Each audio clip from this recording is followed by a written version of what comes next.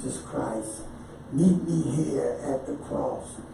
This is the day that the Lord has made, and I will declare, and I will rejoice, and I will celebrate, and I will unashamedly say that I choose to rejoice and be glad in it. Bless the Lord, O my soul, and all that's within me. Bless his holy name. Good morning, New Psalmist Worship Center, family and friends, my fat disciples, faithful, available, and teachable. To all of our listeners that are live and those that will listen by archive on the West Coast and around this world, we greet you in the matchless name of Jesus. Facebook Live, Instagram, New Psalmist later on our website, YouTube, and Periscope. We greet each of you equally in the precious name of our Lord and Savior, Jesus the Christ. We pray today, right now. Father, we thank you now for this worship experience. Now meet us here. Meet us in your word. We thank you for the earlier praise and worship. Now, God, it is your servant's desire that you bind up every technical difficulty. And God, we pray that you bind up the enemy, the uninvited guests who may try to interfere with today's message, with today's transmission. We bind them up. We thank you for 4 streams of recording. So have mercy on us on this Sunday. In Jesus' name, amen. Good morning to everyone. Good morning to everyone. I pray that we will get through the next 25 minutes without any interruptions. But if by chance our biggest struggle has been on Facebook, if by chance also be reminded that we also take live on Periscope, we also take live on YouTube, we also take live on Instagram. So if it blacks out, I invite you and encourage you to turn to one of the other networks if you have an account there. If not, don't sweat it, because we do take the full account when we have problems and load it up later back to Facebook. Okay, with that being said, I want you to turn your Bibles, for those of you that have them, to Luke chapter number 4. The Gospel according to St. Luke. Luke the physician, chapter number 4, verse number 14. I'll be reading from the New Living Translation. Luke chapter number 4, verse number 14. Then Jesus returned to Galilee, filled with the Holy Spirit power. Reports about him spread quickly through the whole region. He taught regularly in their synagogues and was praised by everyone. When he came to the village of Nazareth, his boyhood home, he went as usual to the synagogue on the Sabbath and stood up to read the scriptures. The scroll of Isaiah the prophet was handed to him. He unrolled the scroll, different than the day where we just hit our iPad or we just flip the book. He had to unroll the scroll and found the place where this was written. In our Bibles, it would be Isaiah chapter 61. And he said, "The Spirit of the Lord is upon me, for he has anointed me to bring good news to the poor. He has sent me to proclaim that captives will be released, that the blind will see, that the oppressed will be set free, and that the time of the Lord's favor has come." And he rolled it up the scroll, handed it back to the attendant, and sat down. All eyes in the synagogue looked at him intently. Then he began to speak to them. "The scripture you just heard has been fulfilled this very day." Everyone spoke well of him and were amazed by the gracious words that came from his lips. "How can this be?" they asked. "Is this Joseph's son?" Then he said, "You will undoubtedly quote me the proverb of this proverb, 'Physician, physician, heal yourself,' meaning do miracles here in your hometown, like those you did in Capernaum. But I tell you the truth, no prophet is accepted in his own hometown. No prophet is accepted in his own hometown. No prophet is accepted in his own hometown. For a few short moments, I want to talk from the subject, hometown blues. Hometown blues, or neighborhood blues, or hood blues, whatever fits your mindset and your condition better, your position in life. Here it is. On yesterday, I felt in my spirit that I needed to be real generous.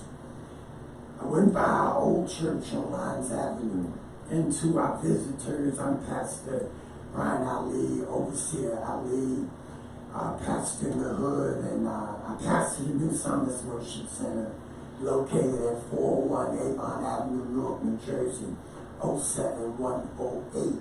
But I'm here in our corporate office at 9821st Street, Irvington, New Jersey, 07333 in our studio. And I need to reiterate that our website is www.the-reach.us. It's the-reach.us. So I just wanted you to know that I'm speaking from, number one, an urban perspective, and I'm speaking, realizing around the world, I'm speaking out of New Jersey. So some of the things and some references I will make would not possibly be familiar to you, even though I have members in here from Georgia all the way up to Connecticut and out to California. I would not have you misguided or misinformed, where I'll be mentioning some landmarks and you be saying, I don't know where that's at, so he's not talking to me, and you move on. Hang on with it, brother, a little while longer. So, with that being said, I felt generous. I went by our old church, which is located in Newark, New Jersey, on Lyons Avenue, 276-280 Lyons Avenue. We spent 8 years there, and one of the young fellas out there, and I'm not going to go through his background, because if I did, you would know who he was. And he was at Dunkin' Donuts, and I shared with Mrs. I said, you know, I'm going to bless him today. I'm going to bless him today. He looked clean. He looked sober. He's a young fella. He's not even 30 yet. And I said, I'm going to bless him today. And right when he heard sirens, he assumed it was the police. He was out there asking for arms, so to speak. And this morning, Acts 3 scene, he's up and walking. He's just lame in his mind. And I woke up on him and I said, I'm going to bless him. I'm going to bless him. I told my wife. So when he walked away, this was a trick of the enemy. He figured that I would put my money back up and not give it to him, but he was walking away from when he heard the sirens. He didn't want to be harassed by the police, and he walked away. So after I had received my coffee, I was rolling on. He came back up. So I rolled up on him. I said, what's up, boy? And he looked at me and he remembered who I was. And he said, how you doing, OG? What's with you, OG? And I said, how you doing? He said, man, I'm just trying to get something to drink. And I gave him his gift, a substantial gift. And he was like, thank you. And he walked straight down. He didn't even wait to go inside the Dunkin' Donuts. He walked straight to the drive-up window, and he acted like it's a walk-up window to order his drink. I felt good about it. I said, Lord, look at him. And my wife and I, we discussed him a little while longer. I said, look at him. He's clean. And he was a star basketball player. Had so many scholarship offers and everything. Got strung out for whatever reason, life, hometown blues, wore him out. But he was always respectful when we was in York, over there on that side of town. So with that being said, we went on, and I said, man, he looks clean and everything. He was sober. He remembered who I was, etc., etc., etc. So we moved on, did some more riding. this more stopping. Then we got to Walgreens on Springfield Avenue in Irvington, Walgreens on Springfield Avenue across from the Popeyes. And I told my wife, I said, look, I'm going to be a blessing. There was a brother sitting out there now. This time it's the hot heat of the day. And I saw an individual out there who I knew didn't have an address. He was so tired and so worn out that he had his bag, his plastic bag, sitting on the side of him. And I walked up to him and he had a little change in his hand. And I said, man, let me hold something. And him and his 5 teeth grinned. He pulled down his mask. I saw his 5 teeth. That thing blessed me so much because he felt like a human being that I would ask him to let me hold something. And so this what blessed me more than his 5 teeth. This what blessed me more than his giving. I told him, I said, I tell you what do you have in your hand? He said, I got about 50 cents. I said, well, I trade you for what I got in my hand with what you got in your hand. This blessed me because he couldn't see what was in my hand. But by faith, he assumed because I asked him, could I hold something? He was willing to give me his last, not knowing what I had in my hand. Shoot, when I gave him what was in my hand and took what he had in his hand, he smiled, and when we came back out, brother man was gone. Now I know the security guard probably hassled him, but he only thought he had 50 cents. But when I got in the store, he actually had given me 65 cents. 65 cents. So I owe him $1.50 tithe on the 65 cents because he gave me more than what I gave him. Now I know it won't $15, but I owe him $1.50. Don't worry about it. So with that being said, hometown blues, let me get to my message. Jesus now is in his public ministry. Luke writes about his temptation being tempted by the devil. The devil tried him with 3 temptations. He survived them. And now he finds himself headed back home. He finds himself the local guy, the local boy. He's not a little boy. He's 30 years old. He's a grown man. He's strong. He's walking. He's been healing. They've been hearing about him. And he goes on and they hand him the scroll. And he unrolls the scroll. And he goes to the part where Isaiah had written. And he declares, the Spirit of the Lord is upon me. And new Psalmist, I want you to know, visitors, friends, faithful, available, and teachable, I want you to know the discipline is recognizing that not only is the Spirit of the Lord upon me, but also that the Spirit of the Lord is upon you. Remember, Luke is writing before Calvary. Luke is writing before crucifixion. Luke is referring back to before the burial. Luke is referring back before the resurrection. He's writing about the walk of the earthly Jesus as he walked this earth. And he went all the way back, years and years and years, to the book of Isaiah. And he declared the Spirit of the Lord is upon me. Why? He has anointed me to bring good news. Another version says he has anointed me to preach the gospel. To who? First to the poor. First to the poor. Now a lot of times you think you got to say words.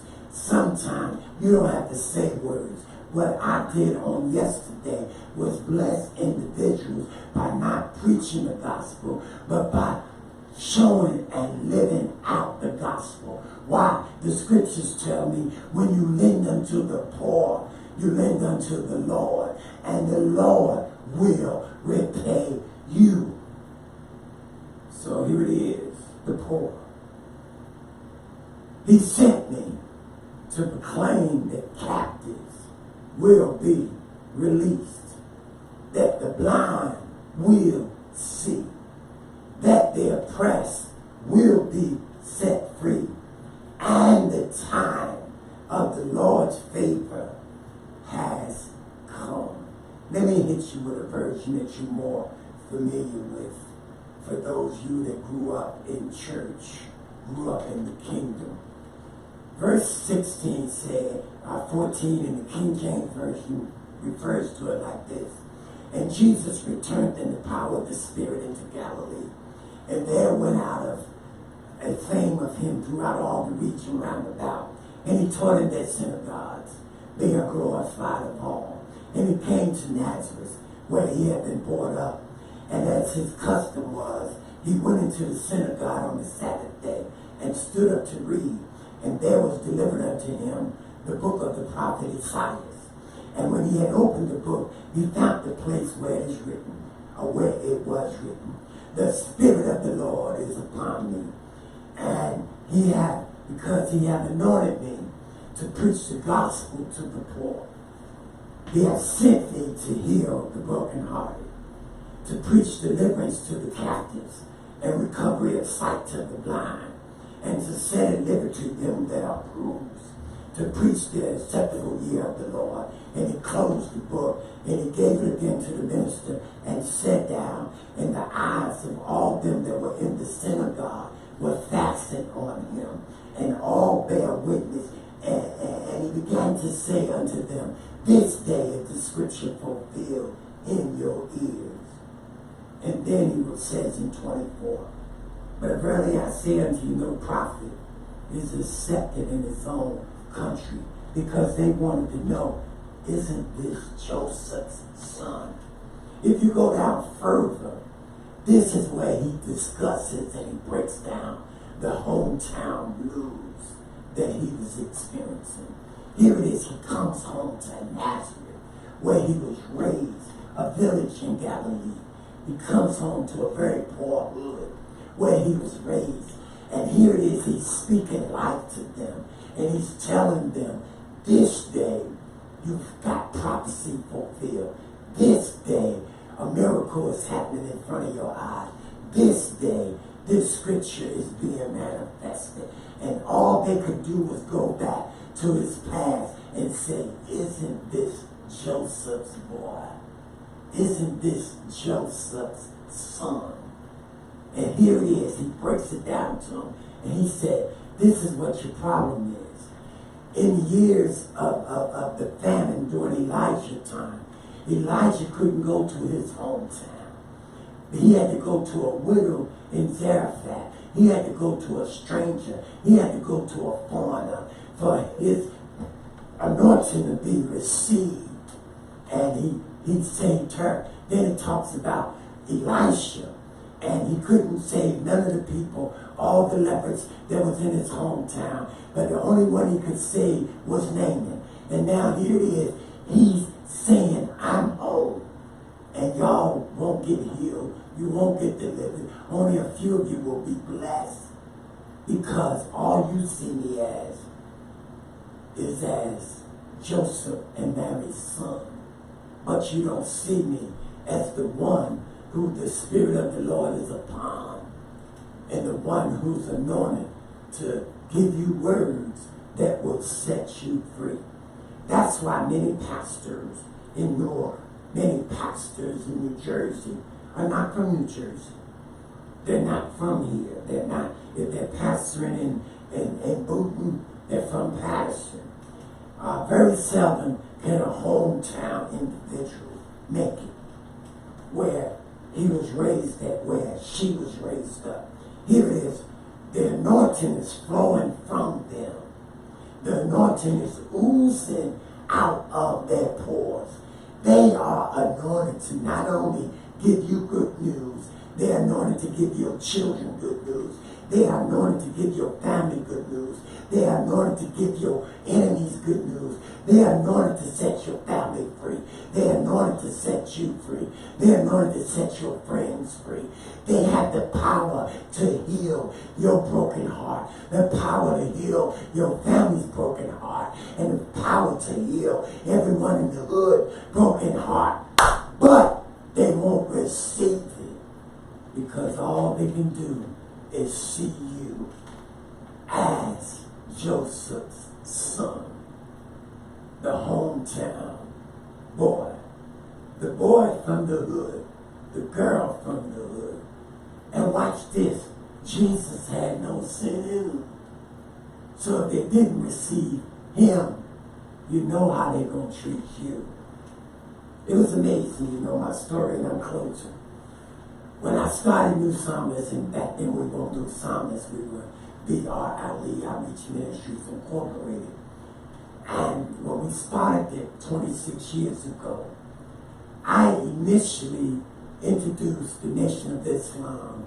I was one of the initiators of the Nation of Islam to Hillside High. We were experiencing racism, systematic and personal. We were attacked, we were chased, we were told what side of the town we were not allowed on. And at that time, the Nation of Islam spoke to my being. I was raised in the church, loved the Lord, but I didn't love the Lord's people. I was radical. Racism had drove me to become a revolutionary, to become a black nationalist.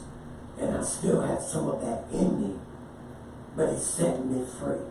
And I went and introduced the Nation of Islam in 1975 to Hillside, along with Jamil and Hassan and other young kids that were going to Claire Muhammad School, and then also with some other family, the Hamids and all of them. They were there before me. I'm not saying I was the first one, but I was the first one in our school. Lamont and I were the first one to sell Muhammad Speaks in front of this school, which was over 70% Caucasian. And I had the heart enough to tell them that they were the devil. But with that being said, after a long story of addiction, a long story of backsliding, a long story of living life on hell's side, a long story of doing it till I was satisfied, whatever it was, doing it. A long story, a long story, a long story. When I got called and got restored back at Gravel Hill in Newark, and I was preparing to start a ministry, and I was getting ready to start it in Irvington. And the brother who I was getting ready to start it in his place, he had to give up his place. And I ended up looking over the hillside, hanging out at Rajan's barber shop and looking up, and I saw a for rent sign.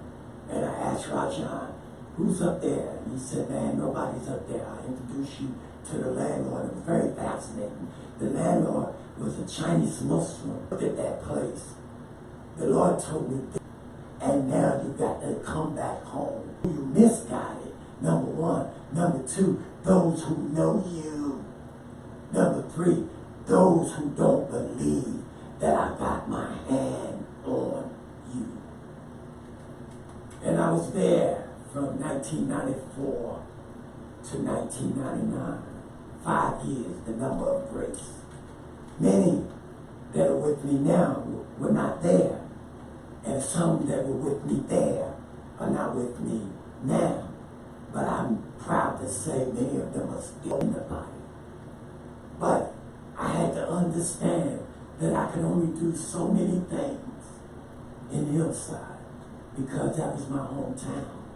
And a prophet that's without reward in his hometown. So I had to go from Hillside to Irvington. I had to go from Irvington to Newark. I had to go, after being in Newark, I had to come back to Lyons Avenue. Back in Newark. Because in Newark we were on 11th Street, Broad Street, Clinton Avenue. We've been traveling Burger Street, then Lyons Avenue. And it's Lyons Avenue, and when they saw, isn't that big, homie? And because they know my past, they can't receive the anointing of my present. And they can't receive your anointing because they know your past and they don't want to receive you in your presence. And that's why the scriptures declare he could have done a whole lot of miracles, a whole lot of miracles, a whole lot of miracles, a whole lot of miracles in his hometown. But he could not do it because of their unbelief. Unbelief. What do you believe? What don't you believe? Who do you believe? Today it's all about Jesus. So I want to encourage a minister. I want to encourage a believer. I want to encourage a pastor that may watch me by archive. Maybe they snuck in. I want to encourage you. This is the word for you today. Don't you dare get discouraged by people that don't receive you. One thing we do, we start on time. We do what we need to do. At least if we start on time. As Bishop McLaughlin always tells me, I'm actually late. But we try to start on time. But one thing I never do on my morning manner, I never do with the youth, I never do with Bible study. I don't wait to see who comes on. I can't, that bothers me. I got a pet peeve about that. When I look at certain people's lives and when I look at certain people's messages and everything, and they say we're going to wait for a couple more people to come on, like those that are already on are not important. No, I don't care if there's nobody on. My anointing is important, and the God I serve is important enough to me that I don't wait to come. Who comes on? I'm already on, so I start doing what I need to do because I may need to hear something more from him. And if I show up, he'll make sure the people show up to hear. Don't get depressed by your hometown blues. Don't you stop doing ministry because of your hometown blues. Look at Jesus. He knew he still had to be betrayed. He knew he still had to go to Calvary. He knew he still had to be buried. And he knew on the third day he was going to get raised again. He knew he had to go sit on the right hand of the Father. He knew that he was going to make intercession for us. And he knew eventually he's coming back for us. But what if he had gave up because of hometown blues? What if he had stopped ministry because of hood blues? What if he had decided to quit that day because the people who he was in front of would not receive him? What if he had said, you know what? I'm going to stop right here. You know what? I'm not going to hear what they got to say. You know what? I'm going to do what I need to do. Or I'm going to quit doing what I need to do. No, he didn't do that. He didn't do that. He did not do that. What he actually did was he went back and completed his ministry. He went to the next stop where he knew he would be received. He died for you, he was buried. On the third day, God raised him with all power in his hand. It's 9:30, do something that's undone. I'm getting ready for the parade. It doesn't matter who comes.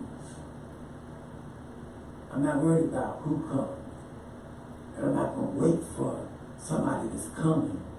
But I'm going to be appreciative of those that will come and show appreciation. Your presence, I'm talking about you as the person, means more to me than any gift. The gift is a blessing on top of it. But I want to see your face. I want to see you. I want to see your mask. I want to see you. Some of you I haven't seen in 4 months in person. And as your pastor, I miss you. I do miss you. I want to see your face. So, as we prepare to give our offering, as we prepare to give on all our giving apps, Give a Fly, Cash App, that's $, Pit of Good.